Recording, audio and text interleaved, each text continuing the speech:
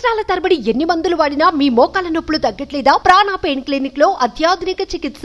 ఆంధ్రప్రదేశ్ లో జనాభా సంఖ్య రోజుకు తగ్గుతోందని ఏపీ కేబినెట్ లో చర్చ జరిగింది.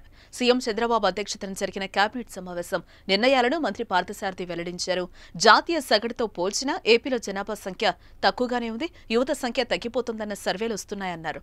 2 పిల్లల కంటే ఎక్కువ మంది ఉంటే పోటీ చేయకూడదని స్థానిక సంస్థల్లో నిబంధన ఉందని, ఇలాంటి నిబంధనను రద్దు చేస్తూ బిల్లుకు ఆమోదం తెలిపామన్నారు మంత్రి. ఇప్పుడున్న పరిస్థితుల్లో జనాభా పెరుగుదల అవసరమని చెప్పుకొచ్చారు. పిల్లల సంఖ్యపై నిషేధాలు ఉండకూడదని కేబినెట్ భావిస్తోందని మంత్రి వెల్లడించారు.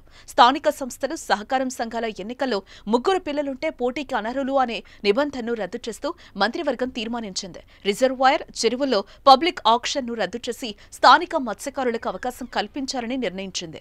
ప్రస్తుత ఎక్సైజ్ పాలసీని తప్పించి కొత్త ఎక్సైజ్ పాలసీ రూపొందించేందుకు కేబినెట్ ఆమోదం తెలిపింది. అక్టోబర్ 1 నుంచి ఏపీలో కొత్త మద్యం పాలసీ జగన్ ఫోటో ఉన్న పట్టాదారు పాస్ పుస్తకాల స్థానంలో రాజముద్ర ఉన్న కొత్త పుస్తకాలు పంపిణీ చేయాలని మంత్రివర్గం నిర్ణయించింది.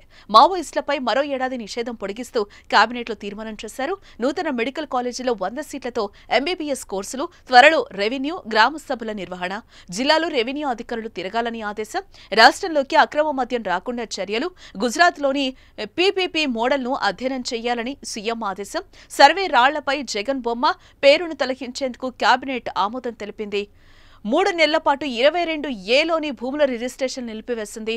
సున్నిపెంటలో గత ప్రభుత్వం కేటాయించిన భూమిని రద్దు చేసింది. గత ప్రభుత్వ హయాంలో తెచ్చిన 217 జీవోను రద్దు చేస్తూ కేబినెట్ ఆమోదం తెలిపింది.